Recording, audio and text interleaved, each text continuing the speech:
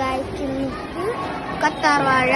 ഇത് മുടി വളർച്ചക്കും ചർമ്മത്തിനും സഹായിക്കുന്നു. കയ്യിന്റെ മുടി വളർച്ചയ്ക്ക് സഹായിക്കുന്നു. ഈ ഔഷധ സസ്യത്തിന്റെ പേര് ഇഞ്ചി എന്നാണ്.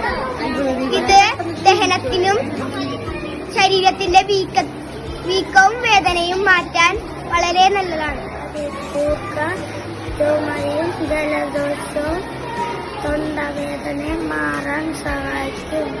ചുമയും തൊണ്ടവേദനയും നീര് ചാറ് ഒഴിച്ച് കുടിക്കും.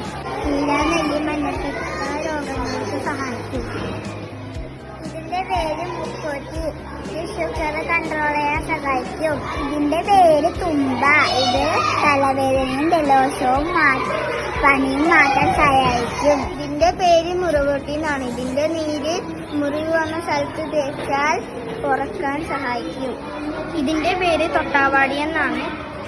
ഇതിനെ തൊടുമ്പോൾ ഇത് വാടുന്നത് കൊണ്ടാണ് ഇതിനെ തൊട്ടാവാടി എന്ന് വിളിക്കുന്നത്. ഇതിന്റെ ഗുണം മുറിവുകൾ പെട്ടെന്ന് ഉണങ്ങുകയും ശ്വാസകോശത്തിന് നല്ല മരുന്നുമായത്. സസ്യമണിന്റെ പേരാണ് ആര്യവേപ്പ്. ഇത് ചർമ്മരോഗങ്ങൾക്ക് ഉപയോഗിക്കുന്നു.